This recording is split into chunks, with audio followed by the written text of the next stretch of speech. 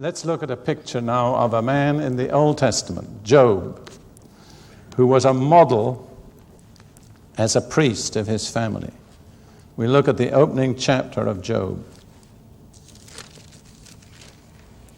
verses 1 through 5.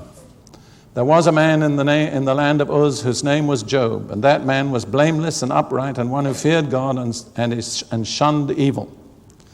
And 7 sons and 3 daughters were born to him. Also his possessions were 7,000 sheep, 3,000 camels, 500 yoke of oxen, 500 female donkeys, and a very large household. This man was the greatest of all the people of the East. Now his sons would go and feast in their houses, each on his appointed day, and would send and invite their 3 sisters to eat and drink with them. So once every week, as I understand it, all God's children got together to feast. 7 sons and 3 daughters.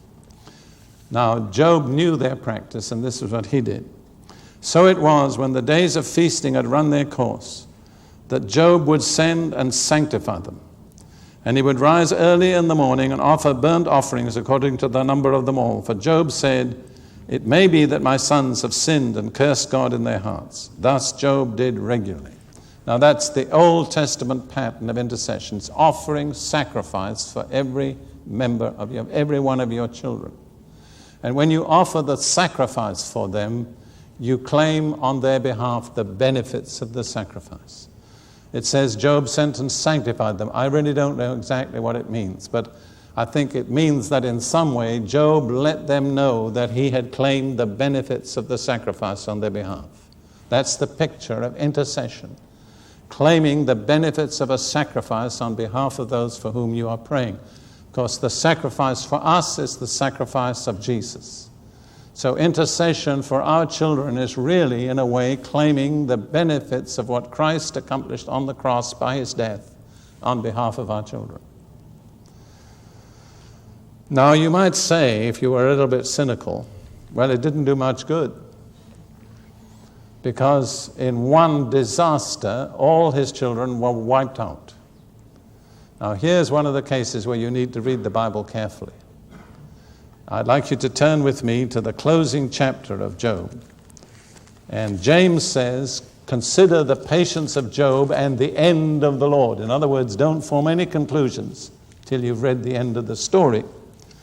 And you remember, after Job had learned his rather hard lessons, he was fully restored. Incidentally, when did restoration come to him? It's just a matter of interest. When he prayed for his critics. So don't let your critics get you down. Use them as a ladder to climb up on. See, pray for them. And God will release his grace to you. Now it says in verse 12 of chapter 42, "Now the Lord blessed the latter days of Job more than his beginning. For he had 14,000 sheep, 6,000 camels, 1,000 yoke of oxen, and 1,000 female donkeys." He had exactly double the number of livestock. But the next verse says, he had also 7 sons and 3 daughters. He only got the same number of sons and daughters as he had before. Why? Why didn't God double them? My understanding is because Job's prayers had been answered. And though they'd been carried out of time into eternity, they were in God's keeping, in the place of the righteous dead, waiting the redemption that comes through Jesus Christ. So it did pay, you see. And in fact, it shows how urgent it is to pray for your family.